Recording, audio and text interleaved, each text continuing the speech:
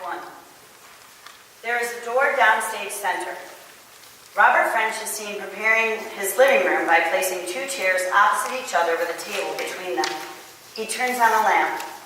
Janet Denton enters and places 2 mugs on the table, one corresponding to each chair.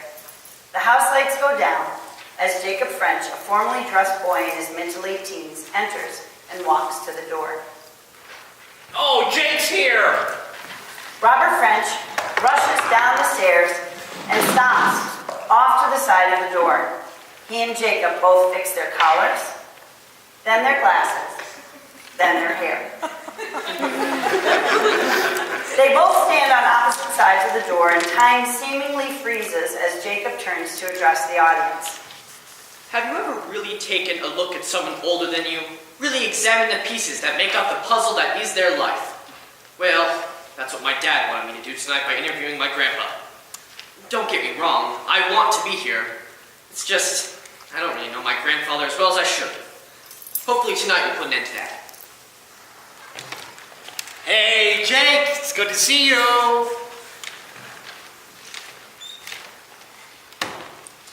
Hi, Janet. How was your trip to Key West? Oh, it was wonderful. Now, your grandfather has prepared a space for you to do your interview with him. Oh, great. Just out of curiosity, what inspired you to do this? Well, my father told me that Grandpa had a very interesting life, and it would do me good to put my phone down for a few minutes and spend some time with him. Oh, really? Jacob's phone goes off as he quickly whips it out to respond to a text. What was the last thing you were going to say? Oh, and you never know when he might just drop dead in the middle of dinner. I better keep cooking. I'm preparing a dinner for you too when you're done. That sounds great. Yeah, hopefully I won't drop dead in the middle of it. All right then. Have fun. All right, let's get started.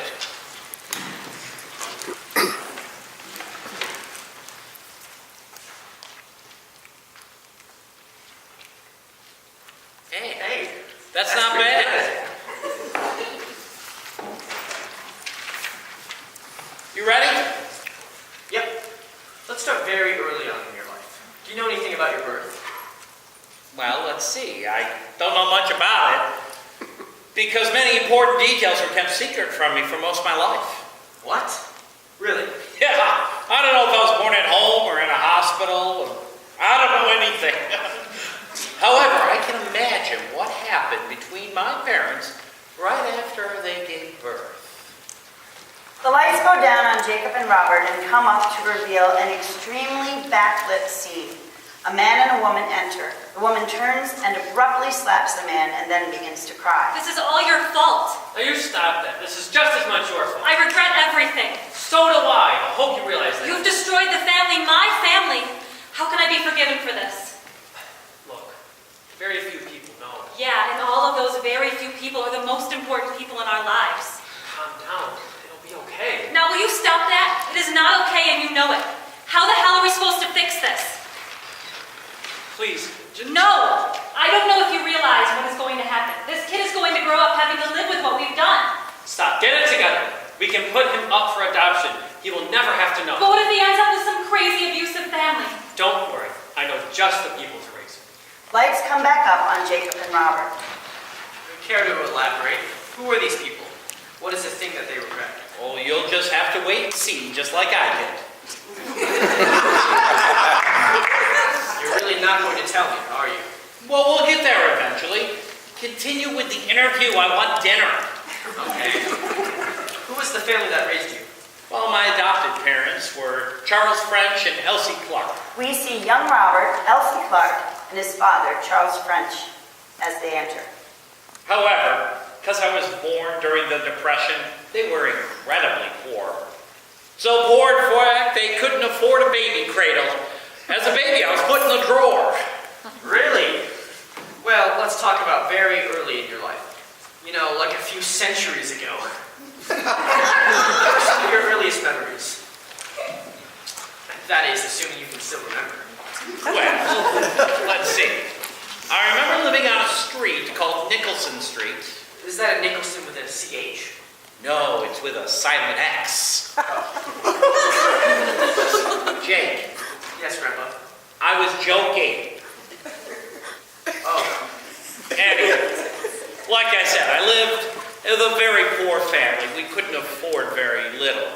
My father decided to register me as part of a Man of Block program, which was basically each person in the program was assigned to a city block where they were responsible for shoveling the walks, taking the cinders out to be collected, in general, keeping the streets clean.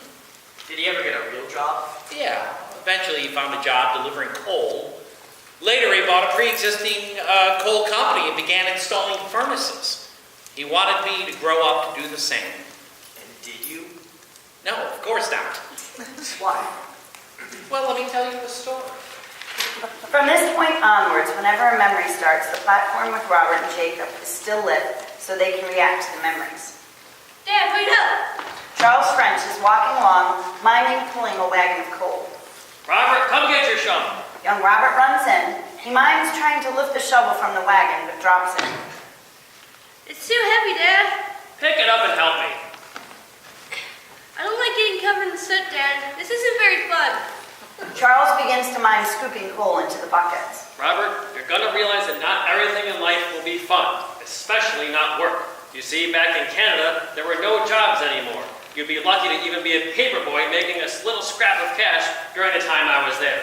And here in America, jobs are rare right now. Be happy with what you can get, Robert. Your father sounds mean. No, he was just a little strict. To expect someone to be something and then have them turn around and do the opposite direction, it can be difficult. Also, he neglected to tell me about my real parents. What about my real parents? I mean, couldn't they have been more successful? Maybe they could help me get a real job. They're gone. Who are they, Dad? Will I ever meet them? No, your parents abandoned you. They didn't want you. Now you stop the screaming. I want you to follow my footsteps, and that starts today, with you helping. Dad, I don't want to waste my life shoveling coal into buckets. That's not my idea of enjoyable. Shouldn't you love what you do? If I'm making money to support my family, then it is not a waste of my life. If you don't want to do this, then so be it. Just know I'm very disappointed. After I suffered through helping my father with the coal, I would return home to see my mother. What was your mother like? Well, I was just getting to that. She was a great parent, very protective of her children. How often? She could be often overprotective and overly worrisome. Elsie and young Robert are sitting opposite each other in chairs. Elsie Clark is miming washing young Robert's face. Charles is sitting in the back corner. Now, why would your father take you out to help him with coal right before you go on a picnic with your Aunt Midge? She's not my real aunt, Mom. Robert, whether we're related by blood or not, we're your family, and you've never known it any other way. Elsie begins to clean his ears, then stops abruptly. Oh, good Lord! What is it? Your ears are huge! Way too big for a boy of your age. This is not good. Charles! What is it, dear? Robert's ears are way too big! Seriously, Elsie? This isn't a joke, Charles. Do you think it's a disease? Yes, he definitely has a disease. It's making his ears huge. I'll take matters into my own hands. But Mom, Aunt Mid's almost here. Oh, God. Get me out of here before that dreadful woman comes to my door. Charles, don't talk like that in front of Robert. She's his aunt. What? Robert, honey, sit still. We need to fix this ear problem of yours. Can't wait. Lights go down on Elsie and young Robert and come up on Jacob and Robert. So this Aunt Min, who's she? Well, she was Elsie's sister. She was a wonderful woman. She was always very kind, except to my father. She always seemed to resent him for not being good enough for her sister, or at least that's what she told me. Anyway, I spent a lot of time with her. Robert, I'm here.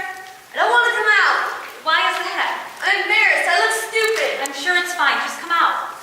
Young Robert opens the door to reveal his ears and the majority of the top of his head covered in tape. What happened? My mom thought my ears were too big, so she taped them to the sides of my head. So they wouldn't grow. And? She did a crappy job of it. It looks very interesting. I'm sure people won't notice. Let's go to the park and eat our picnic. Okay. The two begin to walk off stage and pass a girl who is walking the opposite way. She turns and laughs at the tape on young Robert's head. So, you have any friends? Why, yes, of course. Why would you even need to ask that? Grandpa, your ears were taped to the sides of your head. If that happened to me, everyone would hear and I would be humiliated. I'm sure. But you know, embarrassing things like that used to happen. Didn't spread as quickly. Can you guess why? I have a feeling what you're going to say.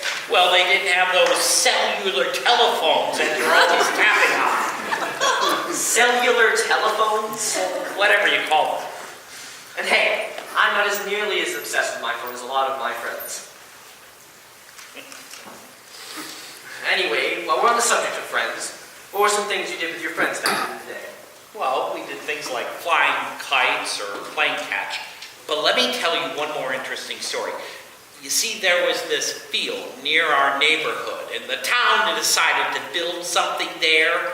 So a period of time, there were a ton of trenches dug throughout the field. So, my friends and I decided that we would play a prank using one of those trenches. Young Robert and two other boys run along the front of the stage. They keep low. Okay, get ready. All the boys pull out strings and began tying them to the end of sticks. Are you sure? Are you sure about this whole thing? Sure. What's the worst that could happen? We can get the police called on us. Ha! My foot, like that would ever happen. Shh, here she comes. The four pull handkerchiefs over their faces. Now!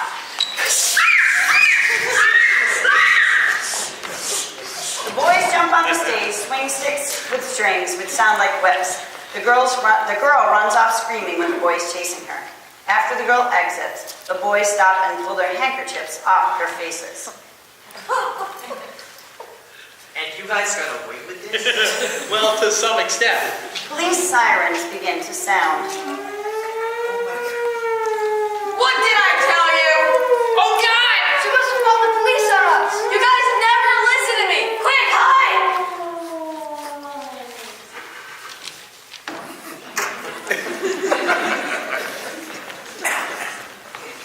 Is anybody here? Come on, right now!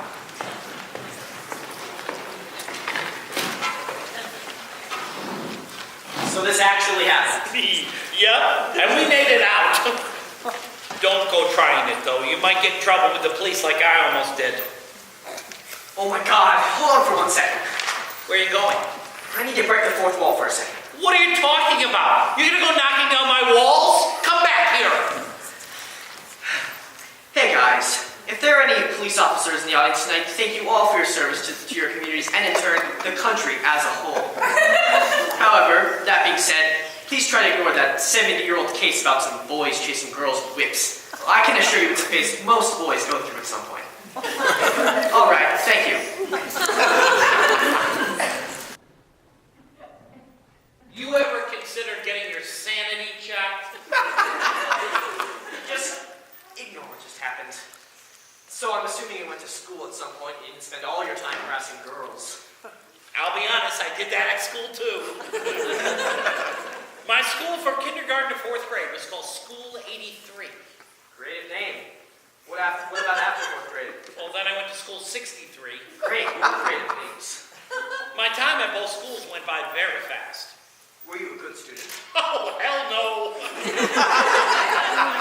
Give me an example. Well, there was this girl that I liked. She was taking a German class. So I took German just so I could sit next to her.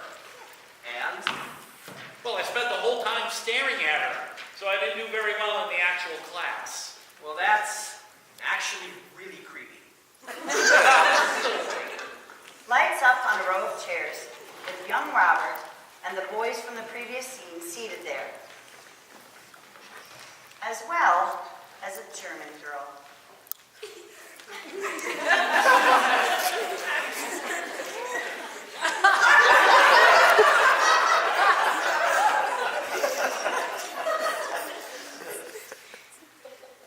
Now, I hope you've all learned a lot in this class and had a wonderful time with the majority of you. Those who have tried their hardest and strived for success will be urged to take this class again next year and will be welcomed with open arms and open textbooks. However, those of you who have not put effort into this class and who have not done their homework and not passed their tests and have not completed their projects and have not paid attention and have not respected me and not given a singular crap about this class and have not been able to speak a word of German and who have taken the class for the sole purpose of staring at a girl for the entire class year will not be invited back next year. I'm sorry, ma'am. I'm speaking hypothetically. Now, I will hand out your final grades for the year. There are grades you have worked so hard or worked hard at not working at all. You have awaited this moment and now it is here. Are you excited? No. That is a talk. I'm sorry, ma'am. I can't read this. Now, why is that, honey? Is my handwriting not legible for you?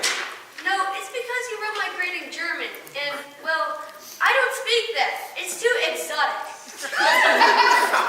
It says 55, Which means? 55, Mr. French. 55? I've never gotten that low of a grade. Yeah, but I bet you never took a class just to watch a girl.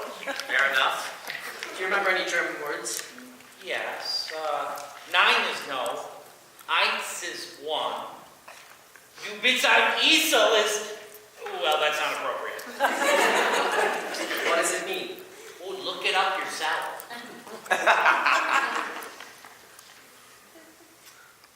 Du bist ein Esel. Ah, here it is. Du bist ein Esel means you are a jackass. Oh, they taught you that? Well, school was very different back then. So this girl that you were stalking for the whole year, was that grandma? No, I met your grandmother on a blind date at a square dance on New Year's Eve.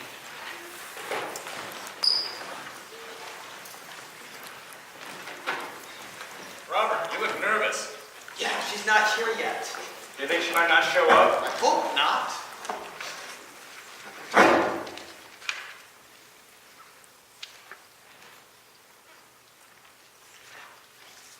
Hi, do you know where Robert French is? Why, of course. Okay. Could you find him for me? Oh, why, of course. Hi, I'm Robert French. Nice to meet you. Sheila Bartle. You want to dance? Sure. They square danced briefly, with Robert watching from the platform. So I should say the square dance went very well. Sure. What happened afterwards? Well, we went to a candy shop and had pop and banana splits. It was there that I made an interesting discovery that would impact my life forever. Did you find out who your parents were?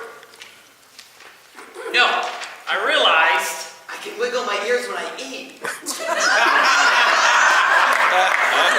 just flat out disappointing. Watch this, Sheila. Robert wiggles his ears, and Sheila breaks down laughing and spits soda on him. I'm so sorry. No, it's fine. I'd be the last person to get angry over something like that. Well, that's good because it won't be the last time I make a misstep. Don't worry. After all, you can't have to control over everything. Well, I try to sometimes. I can be a bit of a control freak. I'm going to need someone to keep me from doing stupid things. The two laugh and drink their sodas as the light goes down on them. So that went well for you. yeah, Sheila and I got along great. Her need to take control helped keep the younger idiotic me in check. And you really needed someone to keep you in check. Now, let's talk about what you did in your free time. Did you participate in any activities during that time? Well, I was in the Boy Scouts at that point. I eventually became an Eagle Scout in the year 1952.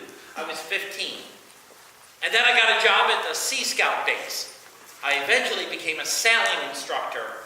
One of the most substantial things happened during that time when a storm occurred. Lights go up on two fishermen on the stage minding fishing in boats. There is a blue sheet being shaken to represent waves along with calm wind and water noises. There were two fishermen out in small boats, unaware of the approaching storm. That storm's coming fast. Those fishermen are still out there. Hopefully they'll be smart enough to come in and before the storm. Hey, you guys need to dock. That storm's getting really bad. It's fine. Suddenly, the sheet begins to violently shake. Sounds of intense wind and waves start. Oh, God. Oh, God. Help! Help! Robert and his friend pull them up to safety. Thank you. We need to help the others before the storm gets any worse. We've contacted the Coast Guard. It's fine. But it wasn't fine. The waves, they grew bigger and bigger. I knew I had to do something. I'm going in. What, Robert? You can't be serious. It's too dangerous. Get me a rowboat.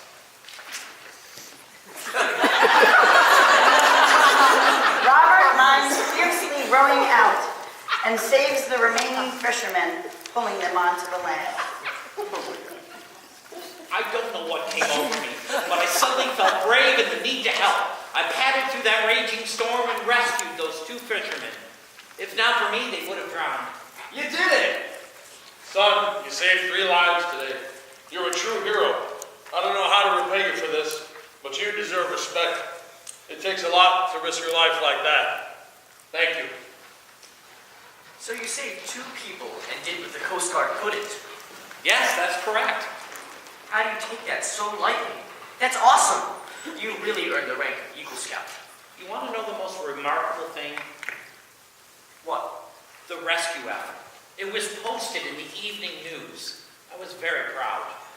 Was your father proud too? Or did he still have his head stuck in a pile of coal? No, he was very proud. It was reassuring to me to have him finally be proud of what I had become.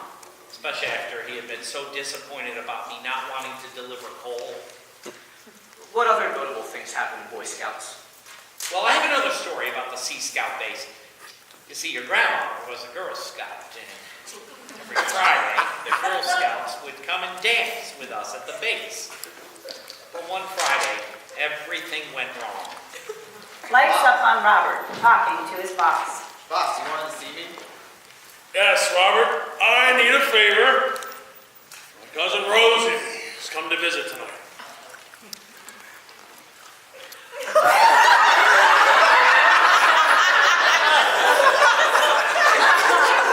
You see, I thought we'd take Rosie rowing this evening. There'll be a red sky tonight, so I think it would be the right night. You want me to take red-haired Rosie rowing to see the red sky? Well, that's a mouthful. Yes. Well, sir, I don't want to give you a hard time, but my girlfriend Sheila is coming to the dance tonight with the Girl Scouts, and she'd be furious with me if I just had her stand by as I went with Rosie. Ah, don't be silly. Surely Sheila can stand you serving me, and you and Rosie go rowing under the red sky. Batman! Shh, let me finish. Sorry. Anyway, I knew Sheila would be furious, so I told my boss. Can't miss tonight, sir. You have to. Or what? Or else. That's kind of a vague threat, though. Shh. All right, let's do this thing.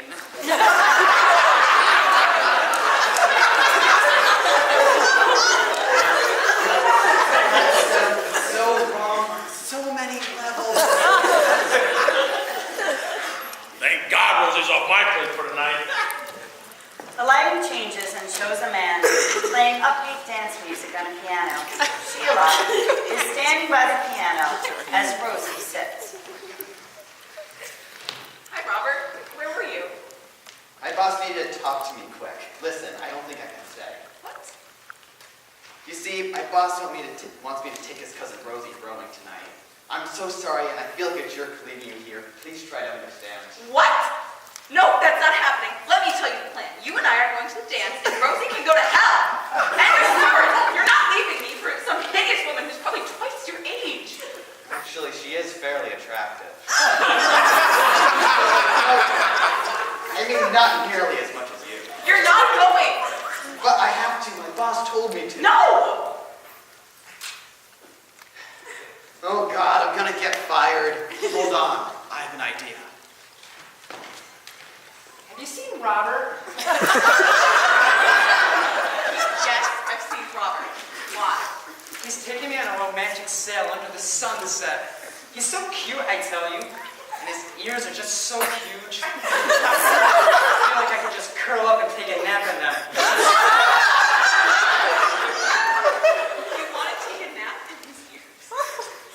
It's just weird.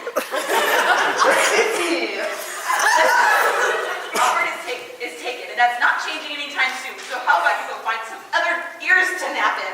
Which, by the way, is just messed up. Well, someone's salty. Robert re-enters, holding a pair of handcuffs behind his back. All right, everyone. I'm taking a short break. We'll be right back. Hey, Sheila, come here. Oh my God, that Rosie girl is so weird. Yeah, I know, right? Here, do me a favor. Lean down and put your hand right against the piano's leg. Why exactly am I doing this? Robert quickly whips out the handcuffs and handcuffs Sheila to the piano. Hey, you can't do that. You listen to me. Let me out of these handcuffs. Sorry, Sheila. I have to go rowing with Rosie. I love you. Robert, get back here! I swear, when I get free, I'll take these handcuffs and your stupid rowers and jump them up here. The lighting abruptly changes.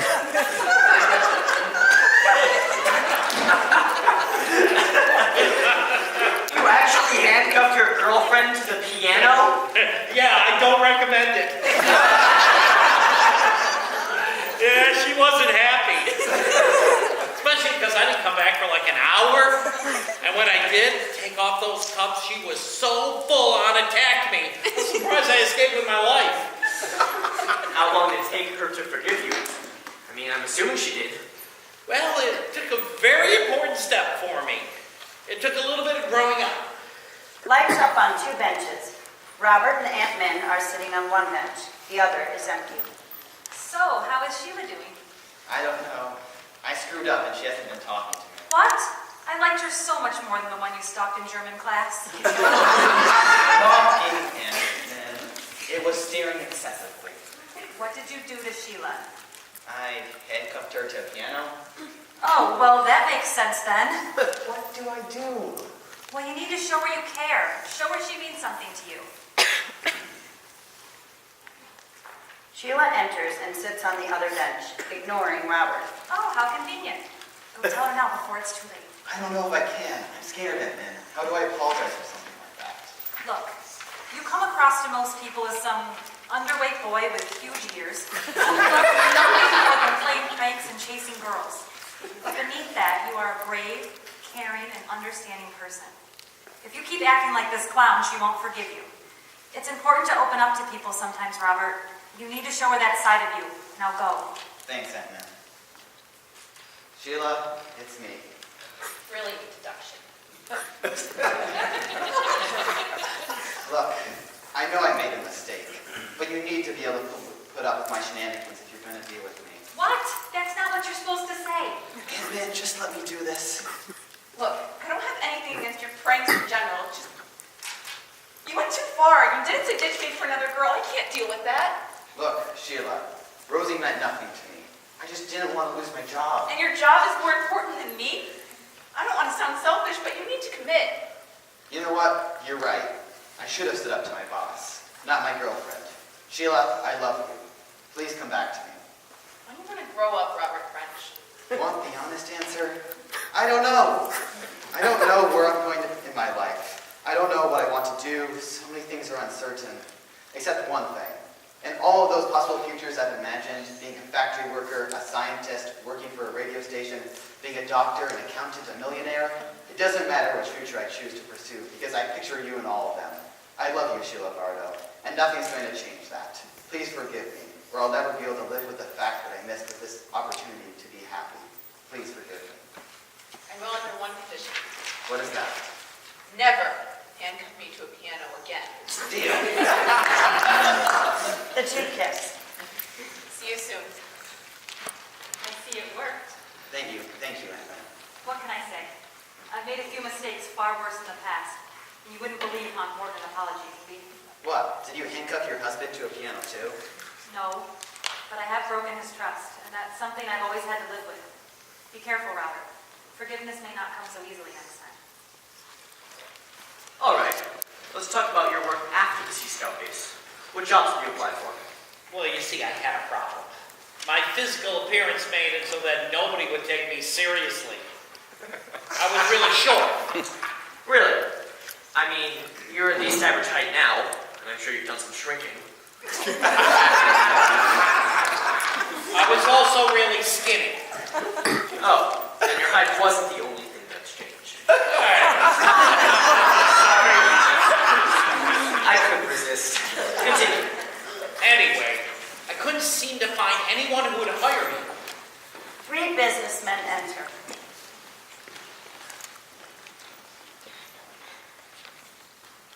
Too short? Too scrawny. Your ears are huge! Oh, no way. Sorry, try somewhere else. Those ears are freaking me out! Go home. Searching the want ads, I came across a job as an office boy at a law firm, which basically meant I was in charge of delivering the mail. However, in doing so, I had an unfortunate accident. Robert walks across the stage carrying a box. He trips and falls, smashing his face on the box and the ground. He spits into his hand and then looks at his palm in horror. Oh, crap! I knocked my front teeth out. Oh, sweet God. Unfortunately, my toothless smile wouldn't be earning me jobs anytime soon, and I couldn't afford fake teeth. Luckily, a switchboard operator at that law firm, who had been helping me search the papers for jobs, came up with a plan. Lights up on the switchboard operator who minds using the switchboard. Excuse me, Miss... Wait, Yes? what was this woman's name? I honestly can't remember. I will say, however, she was the person who had the most positive impact on my life. So, out of everyone you've known, though this woman who had the most positive impact on your life, and you can't even recall her name. Yep. What's it like when you wake up in the morning and talk to Jenny? Hey, how'd you sleep? I'm sorry, what's your name again? Are you going to let me finish my story? Oh, sorry. Continue. Hi, Robert. How are you today? Splendid, despite the fact that my teeth got pooped out. Gosh, Robert. How do you expect to get a job when you look and talk like that? I don't know. And to think we spent so much time searching for a real job for me. You stop that. All the work we've put into this will not go to waste. You hear me? We're going to get your teeth all fixed up. How? We'll find a dentist. A dentist? But they have a talent for causing big pain. Plus, I can't afford one. Don't worry. I'll help to pay for it. You're going to move up from being just a poor boy with a good sense of humor. You were meant for so much more. Now I'll look for a dentist, and then we can go and see what he can do for you. Okay? Okay. After that, I managed to get a job in insurance. Wait, didn't you refuse to work in the coal industry because you wanted a fun job? Yes. Then why would you work in insurance? We all have different ideas of fun. More importantly, Sheila and I, after graduating from high school, decided we were going to get married. However, when we told my mother, she got very angry. She said there was no way we were going to get married until I was at least 21. So we waited until then, and we were finally old enough, and then we got married.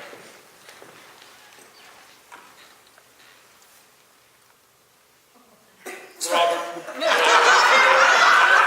do you take this woman to be your lawfully wedded wife? I did.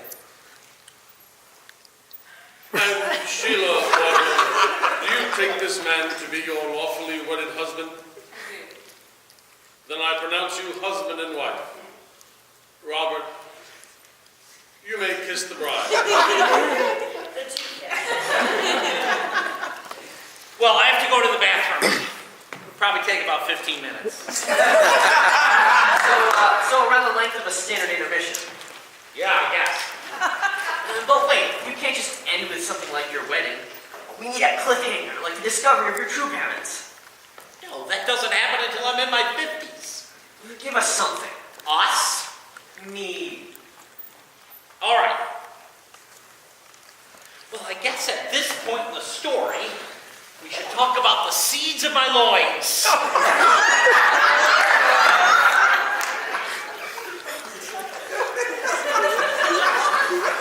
My kids.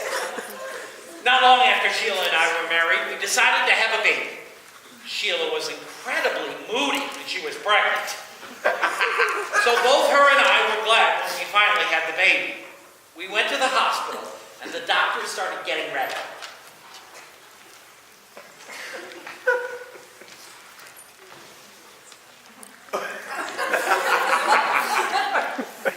Why am I doing this again?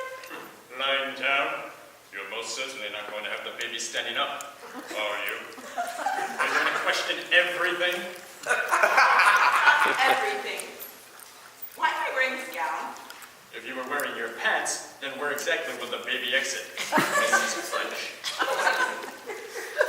The doctor places a marker on her stomach. What's that for?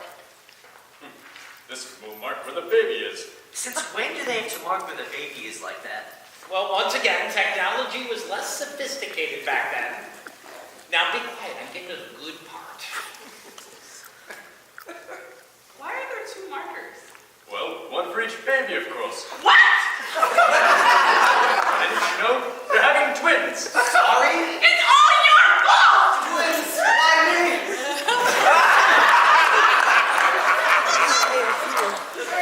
End of Act 1.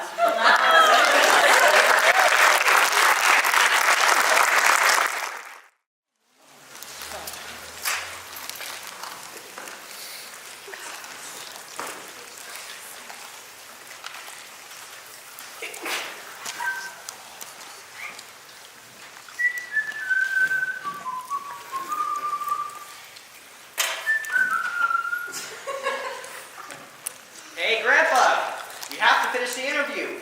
The audience is getting restless. What audience? Is there a line for the loo?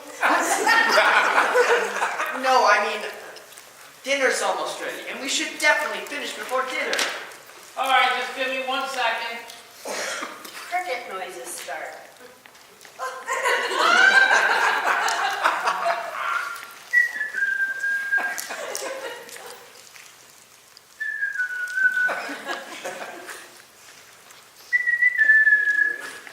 You know what? I'm so sorry. Intermission is over. We should really get started. Grandpa!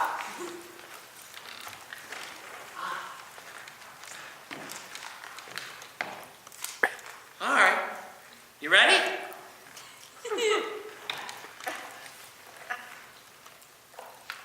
All right, so where you left off? You had two little bundles of joy living in your house. Indeed. Now, let me tell you what an average day was like when I would come home. I would approach the door after a long day work and call out, "Sheila, I'm home." And then I would enter the house. The curtain rises on Robert's house. There is a table with 4 chairs around it and a lamp and an armchair. There's a small table, and on a wall there are pictures of Elsa Clark, Charles French, and Aunt Min. There is also a coat rack by the door. Robert hangs up his coat, and his identical twin sons, Rick and Randy, run up to him. Hi, Dad. It wasn't good. A tinker spanked me. That's Ricky. No, Mom, I'm Randy. Yeah. I'm sorry, Ricky. You two look a bit similar. Stop calling me Ricky. But your name, Rick, is Ricky Robert French. Why would you name me Ricky? And not just Rick. Isn't the Y excessive? Not going to lie, your name was your mother's fault. Now you stop encouraging that behavior, Robert. Why? It's funny. Was that funny?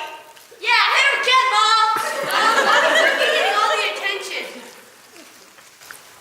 Call me one more time. Ricky.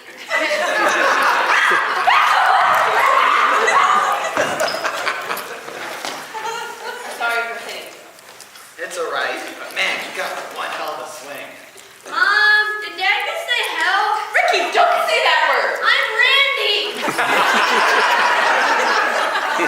You know, this is a lot of stress, but I have to say I love every minute of it. Even despite how energetic our kids are. Even despite that. Look, I know work is going well for you, so I was thinking, how about having another child? I don't know, Sheila. That would be a lot more pressure on me at work. But I mean, I'd love another kid, though. So... Oh, what the hell? Let's do it. Sorry, son. All right, Sheila. Let's just make sure we can afford it first. Mom, Yes, Randy? what is hell? It's the opposite of heaven, where the bad people go to suffer after they die. Oh well, that makes a lot more sense then. What makes more sense? You know how I said I got spanked at school? Yeah? What did you do, Randy? I told a kid to go to hell. No, Randy! It's not appropriate. Dad sure uses a lot, and he is a heck of a lot. Well, it's not good for him to use either. Mom, you still love me? Of course I do. Hey, Randy, it looks like you and Rick might have a new baby brother soon. Mom, where do babies come from? I don't think you need to know just yet. Oh no. What? Babies come from hell, don't they? Children are gifts from God. Even Ricky? So I was determined that we could have another child, seeing as I was making my way up through the ranks in insurance, and Sheila gave birth to your father. However, his birth was just as eventful as Rick and Ricky's and Randy's. We were asleep one night when your father decided he was ready to emerge. So what happened? You have to rush to the hospital? Well, no. You see, your grandmother wasn't exactly aware she was giving birth at What do you mean? Well, she woke up and she went to the bathroom. Wait. My dad was born in a toilet. Yep, that's pretty much how it went.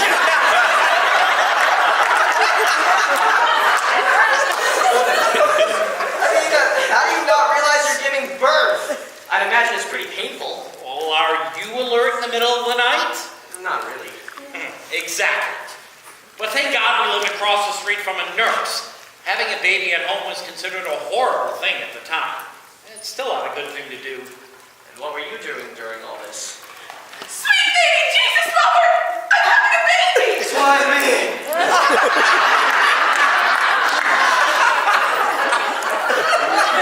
Why, I was right by her side the whole time.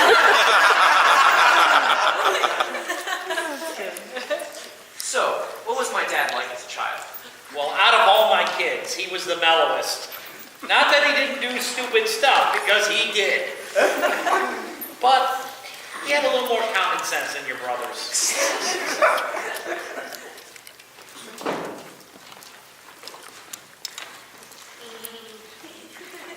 What's so funny?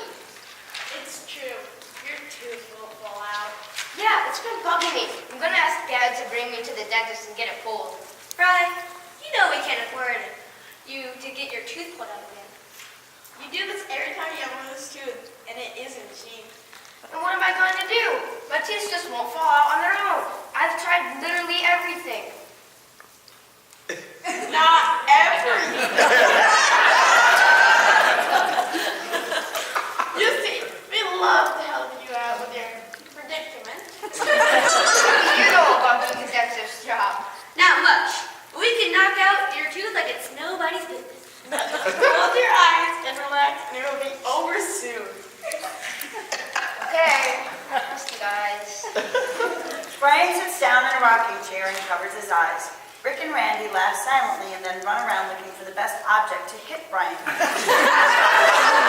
They end up deciding on the railing from one of the staircases. They yank it off, creating a loud crash. They struggle to carry it over to Brian, then wind up a swing. However, Sheila runs down the stairs. What are you doing?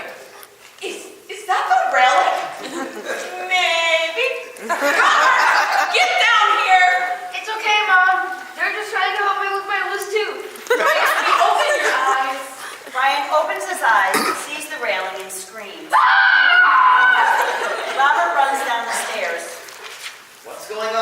Robert, your sons are trying to knock out Brian's loose tooth with their railing. Well, boys, Dad, Ricky's trying to help you out. Yeah, we know how expensive it is to get Bry's teeth pulled. I appreciate the thought, but I need to take matters into my own hands now. So you're taking him to the dentist like a responsible parent? You see, boys, you should try to be more like your father. What?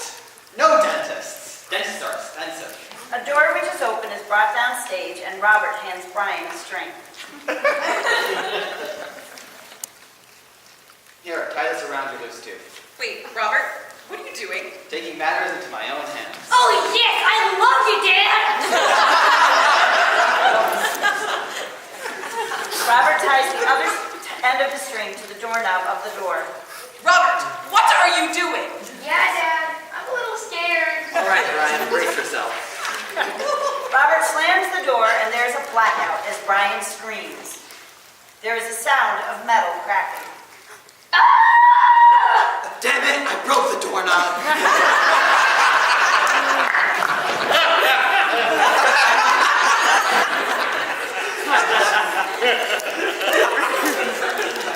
So you actually broke the doorknob? That part's 100% true. Gracious. And did it work? No. In the end, we had to pay for a dentist and a doorknob. Also, I should mention that times were starting to get tough for us. Kids are always more expensive than you expect them to be. We didn't anticipate adding a fourth one. That didn't help. Speaking of your fourth son, Steve, why did you decide to have him? Well, we didn't exactly. You see, Steve was the oops. Sheila was not a happy camper about getting her hand. I ended up hiding on the other side of the hospital, even though I could hear her screaming at me. Robert, this is all your fault. The pain is your fault, and you know what you are. You're a selfish little... So did she forgive you for all the pain? Yeah. Sheila would often get angry about little things like giving birth. Wow. So none of your kids really had normal births. First you had the 2-for-1 deal. Then you had the toilet child. And finally there was the oops. Well, that's a good point. Sometimes I wonder how my kids would have turned out if they had been raised by a normal family. But you know, sometimes normal is so boring, and it can go hand in hand. If you're not different from those around you, then what can you ever expect yourself to bring to the table? Exactly. Now let's talk about what happened next. How did Steve mix with your other sons? Well, he fit in fine. So if my dad was the mellow one and Rick and Randy were the jokers, what was Steve? Steve was a buffoon. Brian and Steve stand in front of a door. What's this game again? We turn off the lights and we turn on a strobe light and see who can get closest to the closet door without bashing their head on it. Stevie, I don't know about this. Can we get hurt? Badly? Not if you're any good at it. Come on, Brian, don't be such a wuss. Steve minds turning off the lights, and as the lights go off, a strobe light begins to flash. Steve runs at the door and stops just short of it. He gestures for Brian to do the same. Brian hesitantly sprints at the door. He smacks his head on it. What was that? Oh no! What is going on in here? Ow! Oh my! Is the closet door okay? Are you seriously worried about the closet? It was just a game, Mom. I don't know what you're doing, but you need to be more careful. Somebody's gonna get hurt, or even worse. You'll break the closet! Whose idea was this? Who's Stevie? Shut up! Steve pushes Brian back into the door, which falls over. Steve, we can't afford another closet door. Hey, Aunt Min and my parents are almost here. Sheila, is dinner ready? I'm almost done. I just need to add some more seasoning and throw it in the oven. All right, get that baby cooking. This baby's lucky I'm not cooking him too. Sheila storms angrily over to the kitchen. last dish and carries it toward the counter with the uncooked meal on it. She slips, and the dish shatters into the food. Oh, crap. Now there's glass in it. Well, I guess I still have to cook it or it'll go to waste. Sheila mimes grabbing the pan and runs off stage. Like I said, we were already struggling to pay for our children, and adding a big family dinner into the mix, that didn't help. Sheila and I were already very stressed about the dinner, but I had no idea what was about to happen. Lights up on the dinner table as the boys seat themselves. There is a doorbell. Aunt Min, Charles French, and Elsie Clark enter. Oh my God, it's good to see you again. Oh my gosh, your boys look so much more grown up. Where's Sheila? In the kitchen making dinner. I'm sure whatever she's whipping up will turn out delicious. I'm going to go say hello. Mom, Sheila's been acting really weird lately. She's much more stressed than usual, and I get the feeling she's hiding something. Just see if you can get whatever it is out of her. Oh, I'll find out whatever it is she's keeping from my son. Just don't turn it into an interrogation. Whatever it is, I'm not sure it's life or death. Got it? Of course.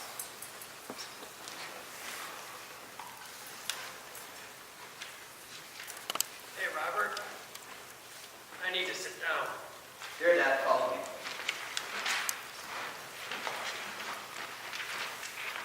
Oh, so, how is the family? Great. Sheila and I are happy, and let me tell you, with my kids, there's never a dull moment. Yeah, I bet. They're practically like mini yous. Your mother and I can barely handle you, which, by the way, you're much more energetic than any of your siblings. The energetic trait must come from my real parents. For sure, they were very energetic. What do you mean? I thought you didn't know my parents. Robert, don't get started with me on this again. You told me you've never met my parents, but now you have? Tell me the truth, Dad. Who are my parents? Robert, there are some things you just shouldn't know. Really? I am a grown man, and if you haven't noticed, I think you owe me the truth. I need to know, Dad. The lighting shifts to Sheila and Elsie. There is a faint sound of a kitchen timer ticking down. Sheila, let me tell you, it smells delicious in here. Thanks, but I don't know how it will taste. I'm sure we're all going to love it. Like you like taste of broken glass. What was that? Nothing. Sheila, are you okay? Robert says you've been acting very nervous lately. The timer begins to get louder. Starting a family is stressful, you know that. I know, but he thinks you might be hiding something. Of course not. I have nothing to hide. Sheila, you're perspiring. Just don't worry about me. I am worried, though. You're usually the one running the house, but you're so nervous today. What are you telling me? I'm not hiding anything. And who are you to go poking around my business? Of course that's the kind of thing you do. First you worry about Robert's ears, and then our marriage. Let me tell you, I love Robert with all my heart, and I would only hide something from him if it were for his own good. Unlike you seem very reluctant to tell him anything about his real parents. He claims it's because you just don't know anything, but you think you might help him search at least. The timer is getting even louder. Sheila, what is wrong with you? You are suddenly so on edge. And what makes you think I'm not protecting Robert too? A timer goes off and Sheila runs off stage. Wow, this table is very crowded. That's because we can't afford a bigger one. Can't say things like that. Right. Stop trying to be Dad. Same to you. No, I'm Rick. Yeah, Dad, I think you figured this out by now. All right, we all just need to calm down, especially you four. Min, you're fine. Really, the boys and I, we could hear you all arguing. We're family. Let's start acting like it. All right, everyone. My wonderful wife has prepared a great dish for us. All right, let's eat. Sheila, this looks delicious. Agreed. All right, let's see how it tastes. Moment of truth. No, don't eat it. I broke a dish and I got glass in it. Sheila, what do you mean? I'm sorry. I'm so sorry, Robert. Sheila, it's okay. It's not a big deal. No, it wouldn't be a big deal if we had the money. We could waste buying more food or a new closet door, but no, we don't. And I know you work hard, which is why it's not fair. And it's not fair that in this time of poverty and stress, I have been given this stupid rash. Sheila, that's what you weren't telling him. That could be serious. You need to see a doctor. Elsie, we can't afford a damn doctor. I was hoping it would go away, but it hasn't. And neither will our problem. Sheila, don't worry about it. It's hard having so many children and having to pay for it. Don't blame yourself. Oh, so it's our fault now. Not to be rude, but we cannot be born. Go to your rooms. This is not the time. Look, Sheila, if you need a doctor, that's what's important, not the money it will cost. Yes, you're right. I'm so sorry, Robert. I'm sorry for being so pushy, Sheila. We're all here for you. You see, telling the truth and being a family can fix anything. Oh, aren't you just a perfect angel, Min? You're one to talk. Now you stop that, Elsie. Elsie, the past is behind us. I thought we agreed. Robert, Sheila, thanks for hosting dinner. Elsie, wait! Oh God, what have I done? Min, you're the last person who should be ashamed after tonight. I don't know what else he was talking about, but you're the one here with nothing to be ashamed of. Oh, if only. Robert, I just hope you'll forgive me. I've always been able to control what happens to me, but to some extent, but when I can't, I panic. I should have told you. Sheila, don't worry. I can handle a little panic. And we can handle a little rash. Together, though. Together. I didn't know our family was ever in that much of a struggle. I thought we were always as open and honest with each other as we are now. There was a point when it seemed people I looked up to just couldn't get along. Luckily, though, I still had Sheila, and she still had me. So what did you find out when you went to see the doctor? Well, we were expecting the worst scenario would be having to pay a lot for some prescription lotion. But let me tell you, the verdict was far worse than we anticipated. Unfortunately, Mrs. French, I have some bad news. Please tell me she's going to be okay. Mrs. French, this is never an easy thing to tell anyone, but Just say it. Mrs. French, it appears you have lupus. Oh, God. You'll experience a variety of symptoms as time goes on, and eventually you may not be able to make it any further. Doctor, you're telling me my wife is going to die? Not anytime soon, but yes. It would be wise to check in with us frequently. We will help you, Mrs. French. Okay. Thank you, doctor.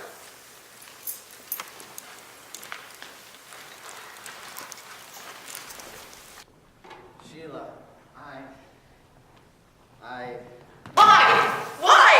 Why is this, whenever it gets almost too difficult to handle, life throws you another curveball?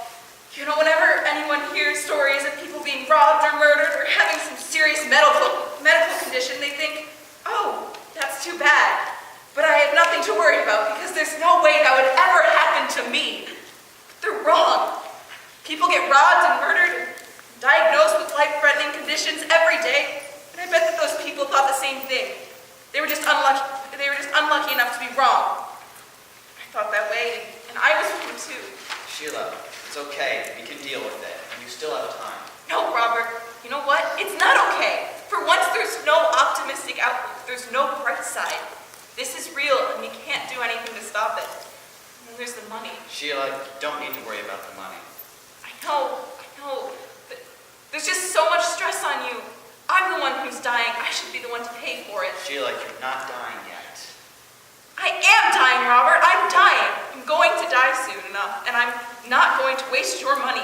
It's the money you need for the kids. On me. I need to get a job. No, Sheila, you shouldn't have to worry about making money. Neither should you. I need to get a lot better at sharing control with you, but so do you. Let me share the responsibility of providing for the family. Look, just a part-time job. It's about time I started pulling my weight. You already do. Robert, I really need this job. Please let me get a job and feel good about the fact that I'm helping my family.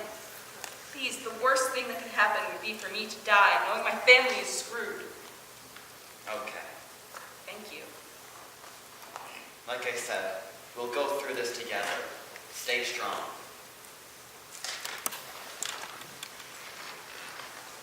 So your life took a dark turn. Before this, all of your stories were happy and funny, but this is just depressing. Well, there were definitely low points in my life before this, but this was the worst I had ever dealt with. But that doesn't mean that good things weren't happening too. Sheila was content with her part-time job at the library and started to work on getting a college degree, which she would eventually achieve.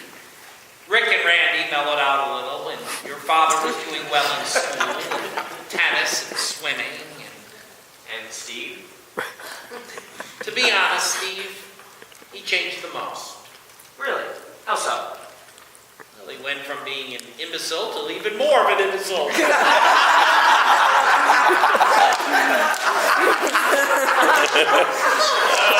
truthful, I saw a lot of myself in Steve. He was just as reluctant to grow up as I was at his age. I was also reluctant to make him grow up.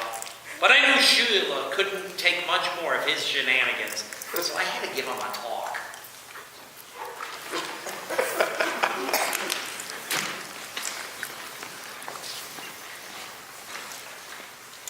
Dad, Steve almost got beat up. He was talking smack to the kids my age. Steven, you could have been seriously beat up. You shouldn't trash talk over kids. Luckily, I saved him by whipping them with a towel. What's a towel gonna do, right? I put a hole in their jeans. Really? True story. Will you all just leave me alone? It's fine. No, it's not time. You need to grow up, Steven. It's about time. Your mother said she's coming home with a surprise today, and I will not have you ruining it for her. Just be nice to your mother, please. Sheila enters with a paper bag. All right, things are looking up. I recently made some money and decided to celebrate by buying us some ice cream. She pulls a small container of ice cream out of her bag and shows the boys. Look, I know it's not much, but Mom, it's perfect. thank you, Steve. Sheila, this is wonderful. Thank you. No, thank you for letting me get a job and help you out. It made me so glad to see Sheila happy again and proud of her accomplishment. And I was equally happy about Steve taking a step towards growing up a bit. Around this time, I became CEO of an insurance company, which was a major accomplishment for me. Yeah, that's really cool. So things were going well for you? Not exactly. My parents both died around that same time, and Aunt Min died not too long after that. All three deaths were very sad for me, but nothing was as heartbreaking as the fact that now I had nobody who knew the identity of my parents. I had no way to find out. It seemed I would never know the truth. Until Aunt Min's funeral rolled around, and I had a conversation with a distant relative who was there.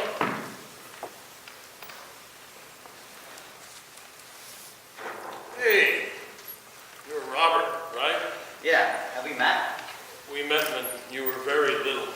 You do look familiar. Did you know Min? Yeah, we were very close.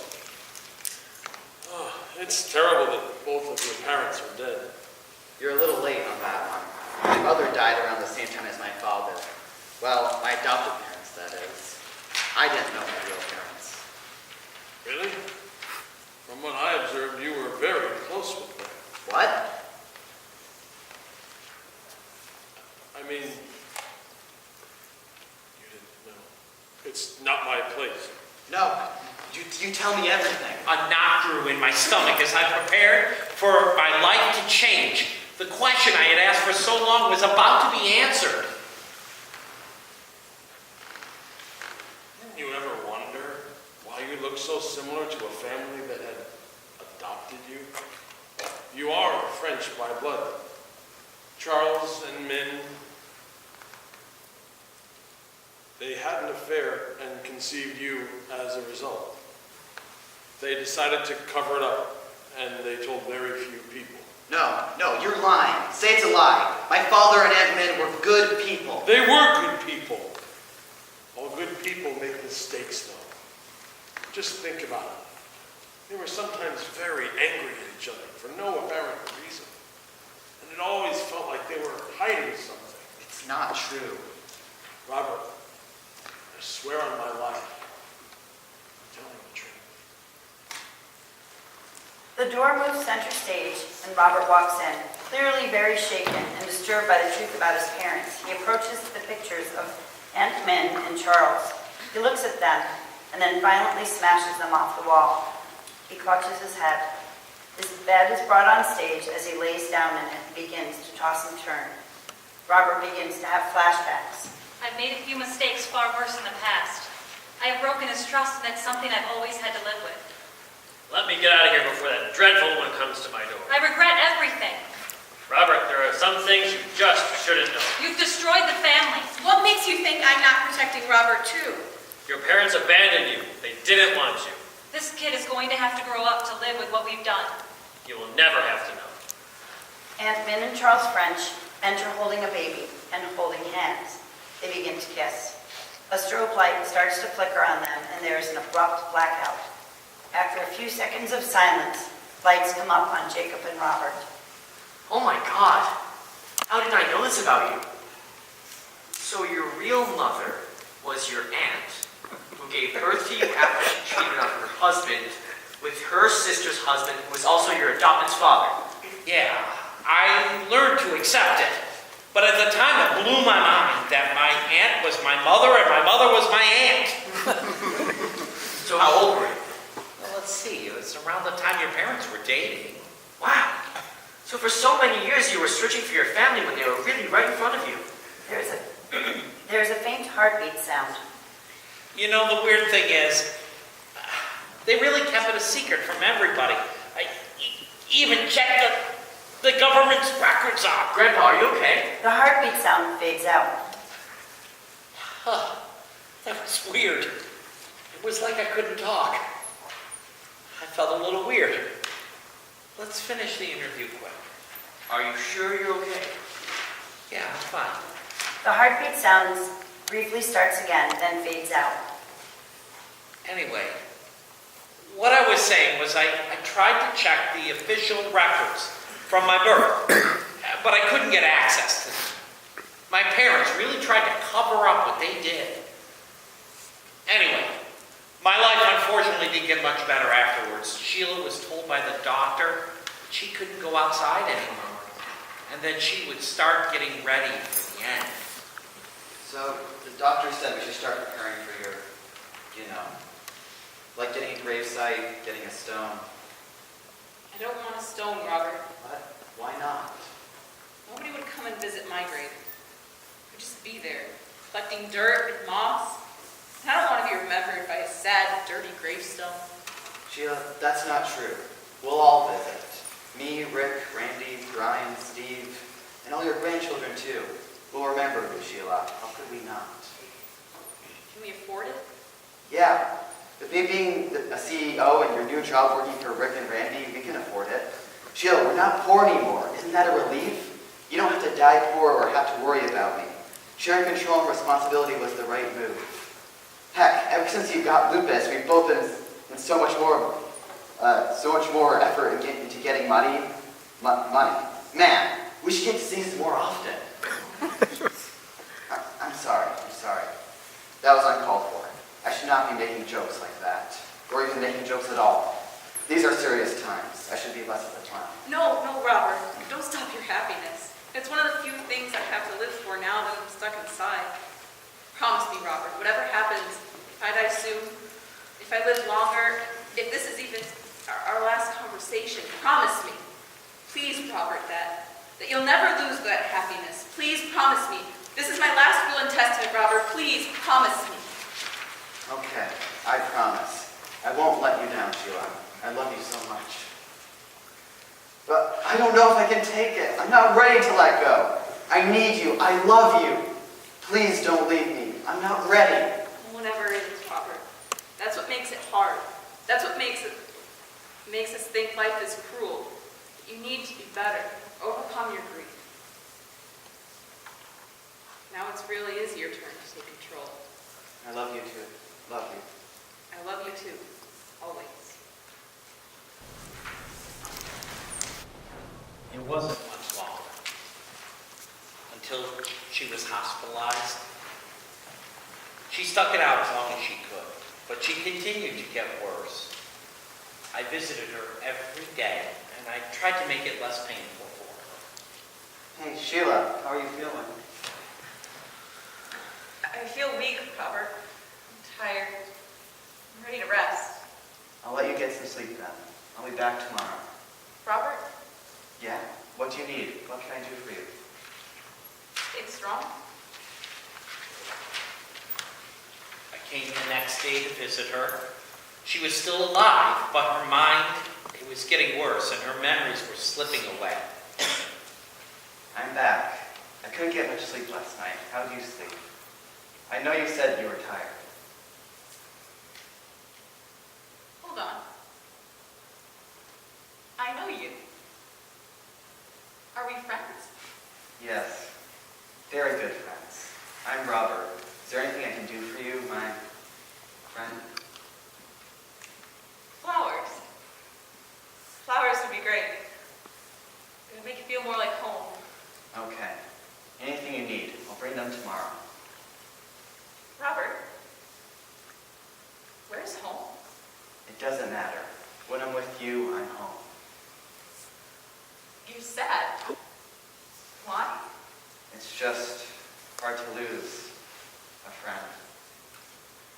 Stay strong, Robert. I visited the next day, too, but I was too late. I'm back, Sheila, and I brought you flowers. Do I know you? Sheila, Who's Sheila? you are Sheila. I'm Robert. I'm your husband. I married you. We had 4 kids. I love you. You are my home. I love you. I'm tired. I'm gonna go to sleep. Stay strong. Soon she couldn't even talk. We all knew the end was near. It was still hard to accept it. Sheila, please don't leave me. I don't know what I'd do without you. You're my wife. I need you. I love you. I just hope somewhere out there you can hear me when I say I will keep my promise. I swear, I won't let you down. No, Sheila, please stay with me. No, Sheila, Sheila! The lights go out on Sheila and Robert. Let me just say, moving on from Sheila's death was one of the hardest things I ever had to do. Becoming an Eagle Scout, CEO, managing 4 children, it doesn't come close to dealing with the burden of dealing with grief. It was hard to go home. Home at night to an empty, quiet, lifeless house, without the comfort of a delicious-smelling dinner or the sounds of children playing. I would cry myself to sleep most nights. I would sob until I couldn't sob anymore. I had lost my wife. It was finally real. But I kept my promise. I kept my promise to her. I became happier than I ever had been. I made new friends, and they brought even more light into my life. And I know Sheila's still out there. I know she knows that I've kept my promise. And her grave. I got her a grave. It was nothing huge, nothing too small. It was perfect for her size. And I do visit. And so does everyone. We all visit. And we all remember. And we will always remember. Of course, I got my second chance at happiness when I met Janet.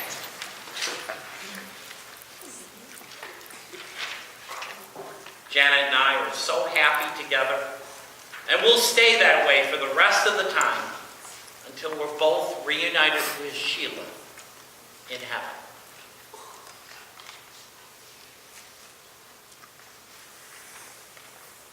That's it. That's my life story. I hope you found it interesting. Are you kidding? Grandpa, that was amazing. I have so much respect for everything you've accomplished. Thank you. Robert! here and he's hungry. Yeah, I'm hungry. I will be right down. Robert stands and almost falls over.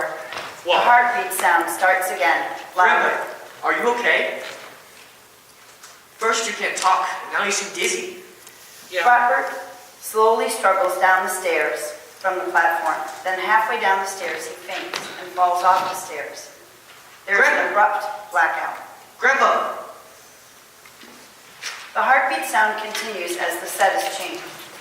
When the lights come up, we see Janet and Brian in the hospital waiting room.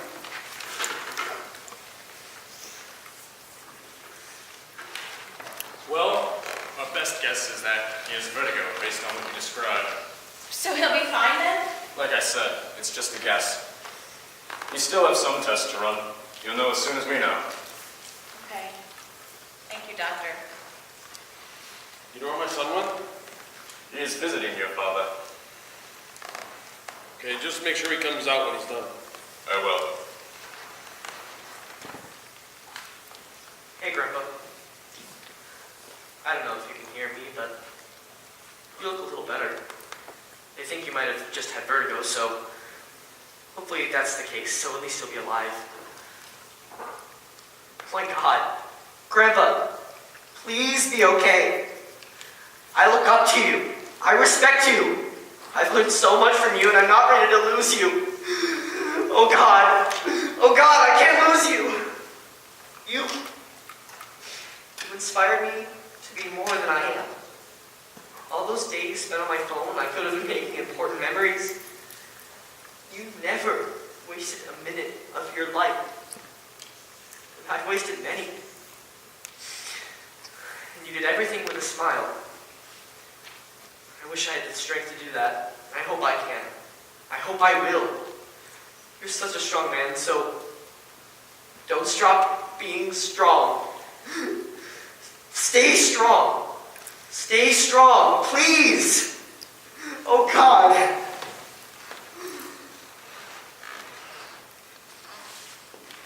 Please. I have some news. Yes? Like I said, at first we thought it was vertigo. We were wrong. What? We determined that he had a stroke. Oh, God. Please do whatever you can for him. Don't worry, we will. No, Grandpa, please. Stay strong. Stay with us. Stay with us. The doors move center stage. The rest of the cast emerges.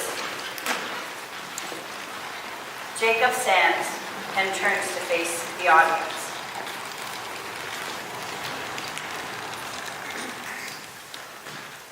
Robert French was an honorable man. In everything he did, he was brave, respectable, optimistic, most of all, happy. He always had something clever to say, something to cheer you up. And it's a shame there are more people like him. Someone who brings light to any situation, someone who lived in the life, someone who's grown from every experience in his life. From his father's low expectations of him. His childish games and pranks, And seemingly stupid decisions. they're all added to his personality. His brave actions saving fishermen and helping others. The help he received to get a job. His discovery about his true parents, his time with his family. And his wife, until he lost her. And his life afterward. Everything added to his personality and was important to his identity. Everything was meaningful.